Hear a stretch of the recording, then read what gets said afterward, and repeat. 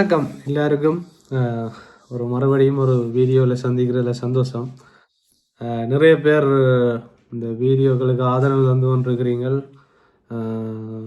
வாழ்த்துக்கள் சொல்லி கொண்டிருக்கிறீங்கள், நிறைய விடயங்களில் ஒரு உற்சாகத்தை தந்து கொண்டிருக்கிறீங்கள். அந்த வகையில் சந்தோஷம்.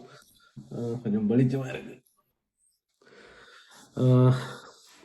என்னன்னு சொன்னால், இன்றைக்கு ஒரு முக்கியமான விஷயத்தை பார்க்க போகிறோம். இந்த ஊழல்கள் இப்போ எல்லாருக்குமே பெரிய ஒரு கேள்வி இருக்குது. இந்த ஊழல்களை ஏன் நிரூபிக்க இல்லாமல் இருக்குது? இப்போ நிறைய பேர் கேட்குறதும், அர்ச்சுனா ராமநாதன், வைத்தியர், கௌரவ பாராளுமன்ற உறுப்பினர் அவர்கள் ஏன் ஊழல்களை நிரூபிக்கலை, ஊழல் இருக்குன்னு சொல்கிறார், ஏன் நிரூபிக்க இல்லாமல் இருக்கிறார்? ஒரு பாராளுமன்ற உறுப்பினராக வந்தும் அவரால் ஏன் ஊழல்களை நிரூபிக்க முடியலை என்று சொல்லி நிறைய பேருக்கு கேள்விகள் இருக்கு. வன்மத்தை கக்குறாக்கள் ஒரு பக்கம், அதை வச்சு வன்மங்களை கக்க வலிக்கிறீங்க. மற்றும்படி இன்னொரு டீம் என்னன்னு சொன்னா, இதை வச்சே ஏதாவது தாங்கள் சாதிச்சிடலாம், அவரை இல்லாம ஆக்கிடலாம்னு யோசிக்கணும்.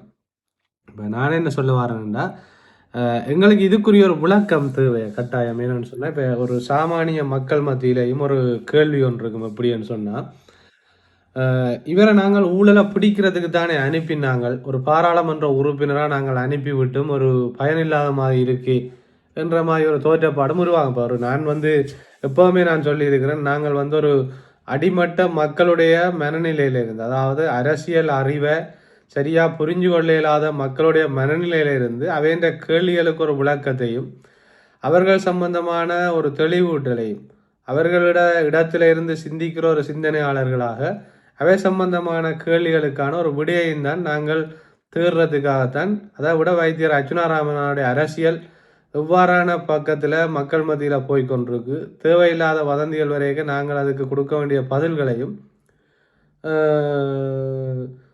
நாங்கள் மிக தெளிவாக இந்த வீடியோக்களில் போடணுமன்றதான் என்ற முக்கியமான நோக்கம். அதில் எந்த மாற்று கருத்தும் இல்லை.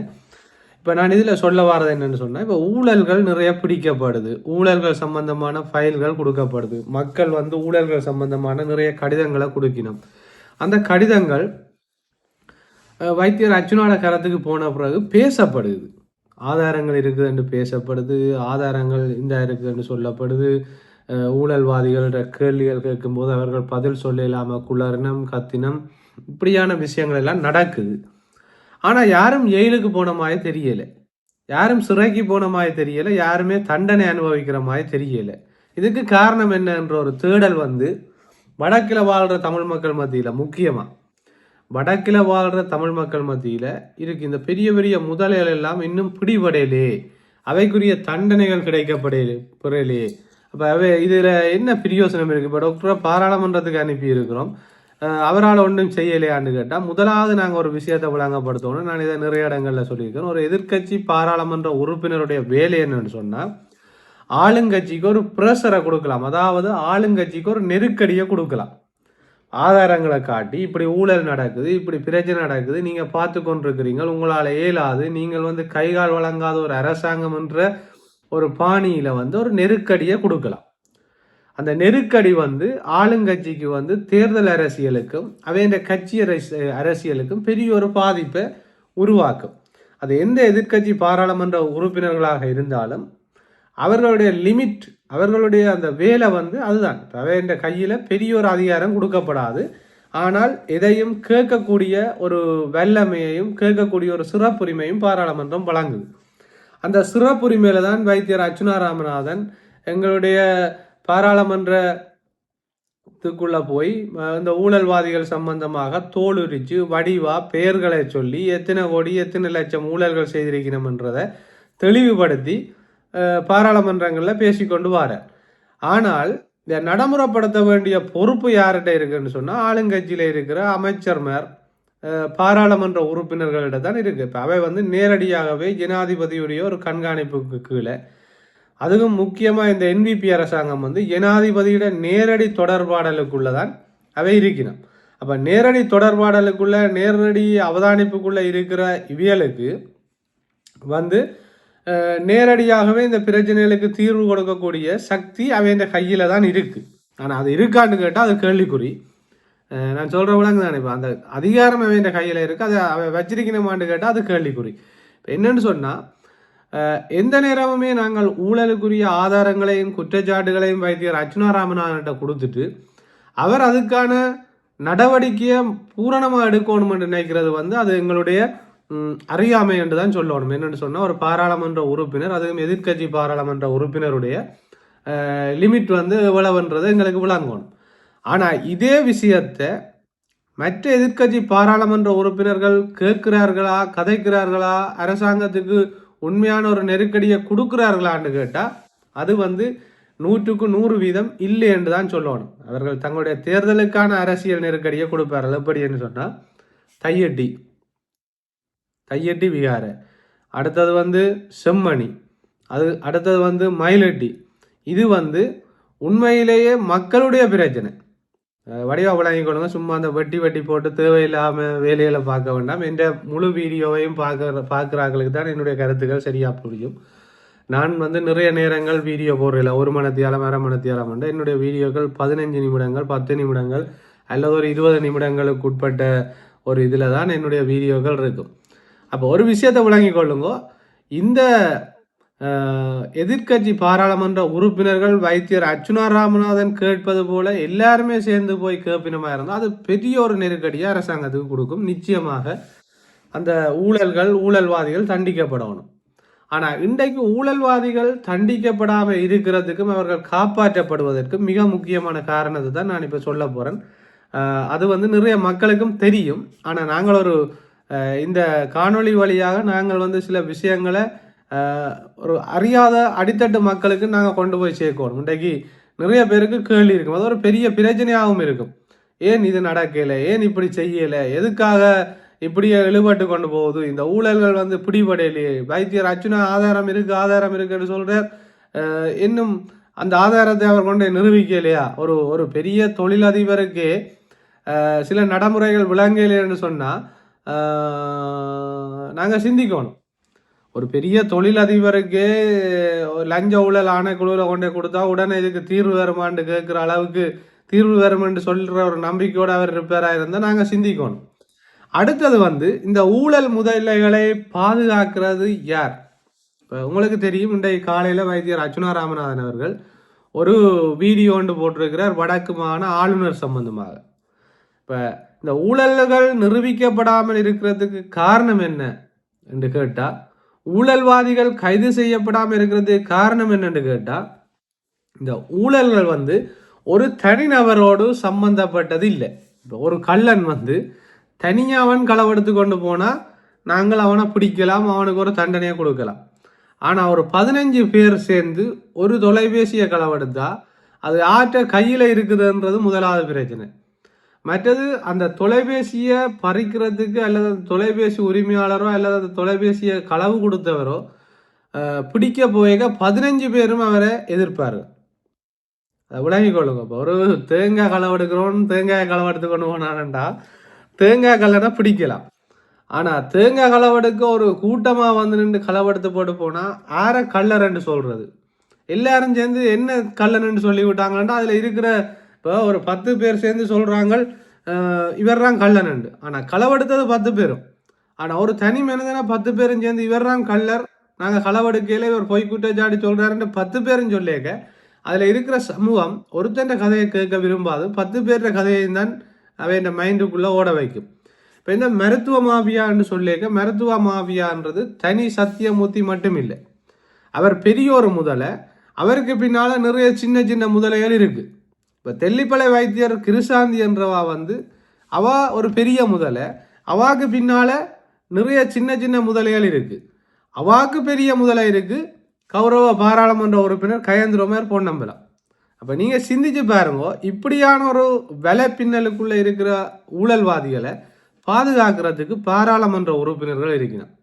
இப்போ சிவஞானம் சிறிதரன் போன்றவர்கள் கிளிநொச்சியில் இருக்கிற ஊழல்வாதிகளை பாதுகாக்கிறதுக்கும் அவை சம்பந்தமான கருத்துக்கள் கதை கேட்க 30 பேரை கொண்டு வந்து ஒரு அரச திணைக்கள மீட்டிங்கில் வந்து சம்பந்தம் இல்லாத 30 பேரை 2 பேராக கமக்கார அமைப்புன்னு சொல்லி கொண்டு வந்து அதுக்குள்ளே போட்டு அந்த கூட்டங்களை குழப்பி அடித்து ஊழலை கேட்குறவருக்கு எதிரான ஒரு வன்மத்தை காக்கி அவரே ஒரு பிழையான நபராக சித்தரிக்கிறதுக்கு அப்படி ஒரு டீம் கொண்டு இருக்கு.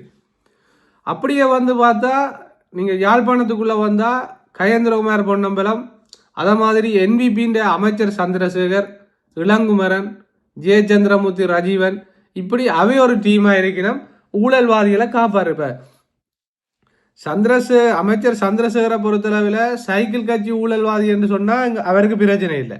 இதே GA பிரதீபனோ அல்லது ஆளுநர் வேதநாயகமோ ஊழல்வாதி என்று சொன்னால் அவர் வந்து அந்த ஊழலை மறைக்கிறதுக்கும் அந்த பயில பிடுங்கிறதுக்கும் முயற்சி செய்வார். அப்போ இந்த ஊழல்வாதிகளுடைய வலைப்பின்னல் வந்து ஒரு பெரிய வலைப்பின்னல். அது வந்து எங்கே இருக்குதுன்னு சொன்னால் நாங்கள் யார்கிட்ட கொண்டு போய் ஊழலை நிரூபித்து யார்கிட்ட அந்த ஊழலுக்குரிய தண்டனையை பெற்றுக் கொடுக்கணும்னு யோசிக்கிறோமோ அங்கே வரைக்கும் அந்த வலைப்பின்னல் இருக்குது. அப்போ எப்படி இந்த ஊழலை நிரூபிக்கிறது யோசிச்சு பாருங்க. இப்போ ஒரு ஊழலை நாங்கள் பிடிக்கிறோம்னு சொன்னால் இப்போ ஊழலுக்குரிய தீர்ப்பை கொடுக்க வேண்டியவர் வரைக்கும் ஊழல் நடந்திருக்கின்றே எங்கே போகிறது. இப்போ வடக்கு மாகாணத்தை பொறுத்தளவில் வடமாகாண ஆளுநர் என்றவர் வந்து அந்த வடக்கு மாகாணத்தின் எல்லா நிர்வாக கட்டமைப்புகளுக்கும் ஒரு தகப்பன், ஒரு அப்பா மாதிரின்னு சொல்லலாம். உண்மையாகவே அவர் ஜனாதிபதியின் நேரடி கண்காணிப்புக்குள்ள ஜனாதிபதியின் நேரடி முகவர். இப்போ இந்த வடக்கு மாகாணத்துக்கு இப்போ மாகாண சபை வந்தால் கூட நிறைய அதில் சர்ச்சைகள் ஏற்படுறது காரணம் வந்து ஆளுநர் தான் சில விஷயங்களை முடிவெடுத்து மாற்றக்கூடிய அந்த இதெல்லாம் இருக்கு. அப்போ அதால் அந்த மாகாணத்தின் தகப்பனார்ன்னு கேட்டால் வட மாகாண ஆளுநர். அவர் ஒரு ஊழல்வாதியாக இருந்தால் எப்படி நாங்கள் அரசு திணைக்களங்களுக்குள்ள இருக்கிற ஊழல்வாதிகளை பிடிச்சு சிறையில் போடுறது, இப்படி அவைக்கான தண்டனையை பெற்றுக் கொடுக்குறதுன்றது ஒரு பெரிய கேள்வி. இந்த போராட்டம்ன்றது நாங்கள் வாயால் வடை சுடுற மாதிரி இல்லை. இப்போ எங்கட ரீச்சா பாஸ்கரன் கந்தையா சொல்ற மாதிரி கொண்டு போய் லஞ்ச ஊழல் ஆணைக்குழுவில் கொடுங்கன்னு இந்த வாயால வடை சுடுற கதை இல்லை. இந்த ஊழல்வாதிகளை பிடிக்கிறது அவருக்கு துணிவு இருந்தால் அவர் 2 ஊழல்களை கண்டுபிடிச்சு அவையை கொண்டு போய் லஞ்ச ஊழல் ஆணைக்குழுவில் கொடுத்து அவைக்குரிய தண்டனையை வாங்கி கொடுத்துட்டு அவர் வந்து இப்படியான ஒரு கருத்துக்களை வெளியிடலாம். நாங்கள் யாருக்கும் பயப்பட வேண்டிய அவசியம் இல்லை. ஒரு பொது வழியில் அவர் வந்து ஒரு கருத்தை சொல்லியிருக்க அதுக்கு பதில் சொல்றதுக்கு ஒரு பொதுமகனுக்கு உரிமை இருக்கு. இந்த பேத்தனமா வெறுட்டுறது, இந்த அங்க கதைக்கிற இஞ்ச கதைக்கிற விளையாட்டுகளை எல்லாம் நிப்பாட்டுங்க. இதெல்லாம் வந்து உண்மையாவே ஒரு என்ன சொல்ற கருத்தியல் ரீதியா போராட தெரியாதவர்கள் செய்யற வேலை. சரியா, நாங்க யாரோடைய வன்முறையா அடிப்பங்குத்துவம் கதைக்கல. இந்த இப்படியான முஸ்பாத்தி வேலையெல்லாம் பார்க்காதீங்க. அது ஒரு பக்கம் இருக்கட்டும். சரி, அப்போ இல்லாத ஒரு சில்லறைகளுக்கு நாங்கள் பதில் சொல்ல வேண்டிய தேவையில்லை. ஆனால் அவருடைய கருத்து வந்து வன்மையாக கண்டிக்கப்பட வேண்டிய ஒன்று.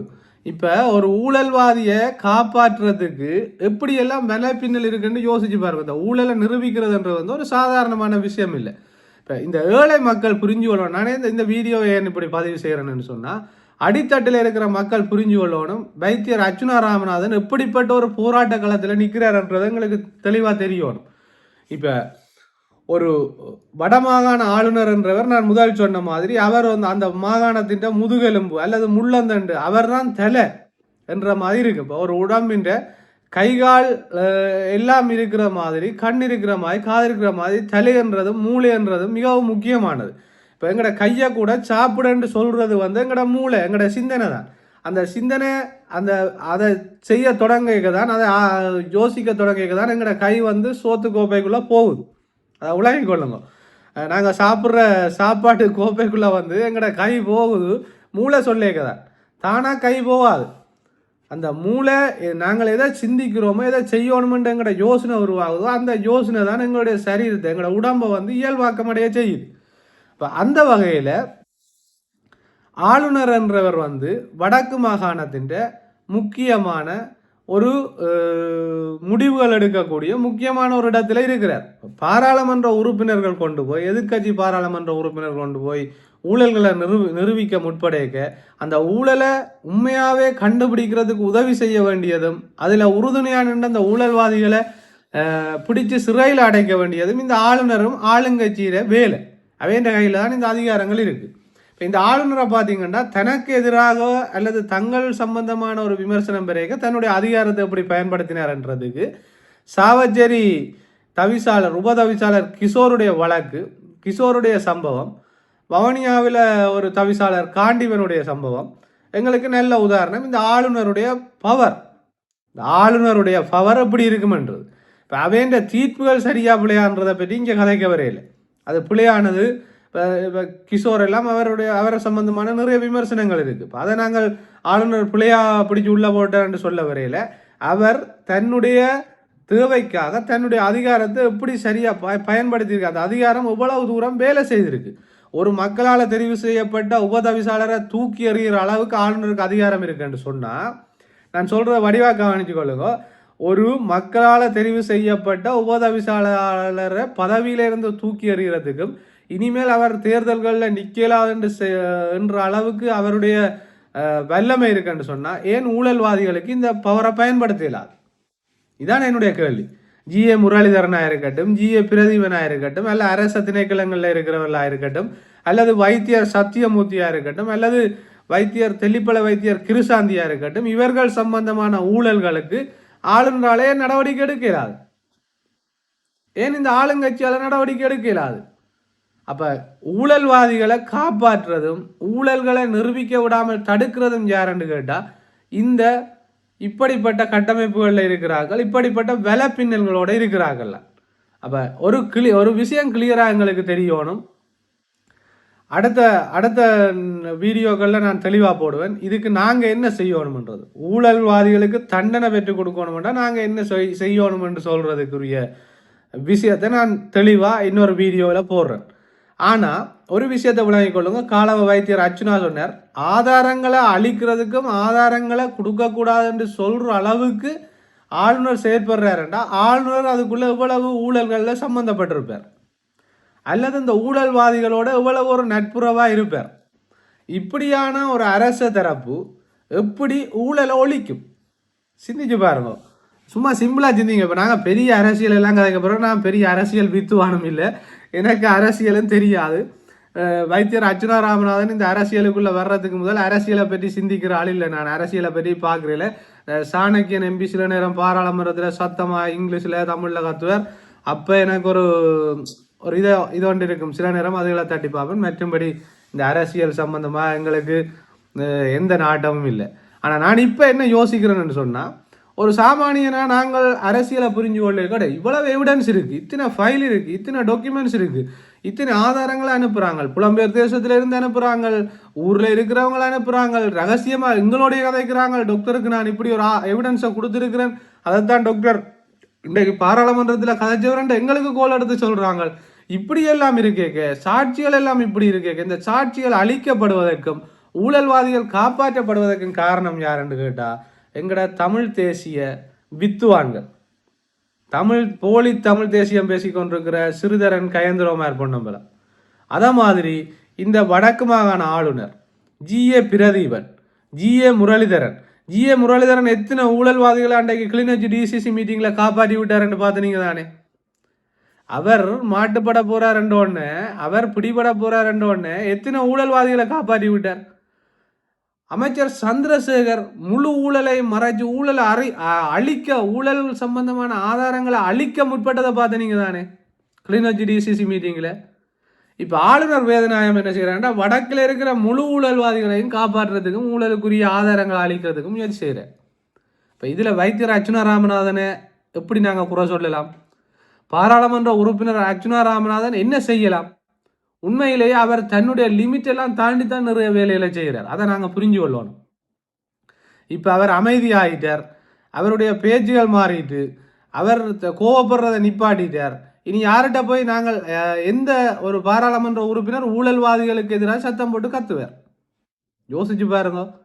இப்போ காணியங்கடைய பிடிச்சிட்டாங்களன்னு சொல்லி நாங்கள் கத்துறோம், போராடுறோம். இந்த கயந்திரகுமாராணி நான் கேட்குறேன், இப்படிப்பட்ட அரச திணைக்களங்களில் அதிகாரிகளை வச்சுக்கொண்டு இன்னும் காணி பிடிபடாதுன்னு நீங்கள் எப்படி நம்புறீங்க?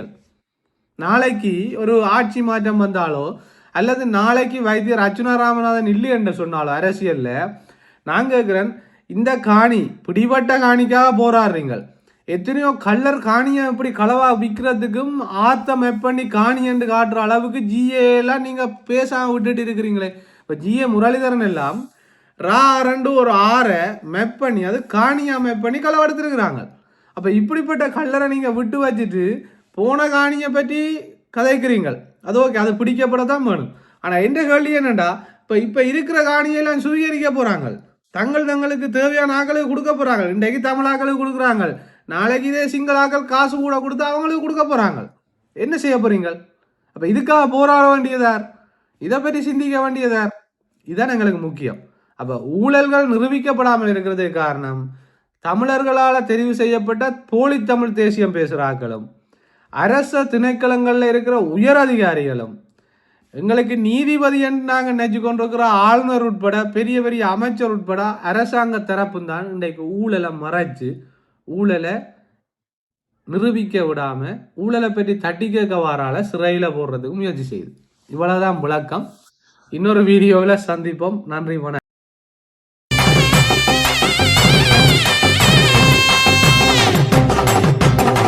வெட்டும் புலி சிரிச்சு வருது, சுத்தித்தான் போடுங்கடா. சுட்டு விரல் அசைவ கொஞ்சம் உத்துத்தான் பாருங்கடா.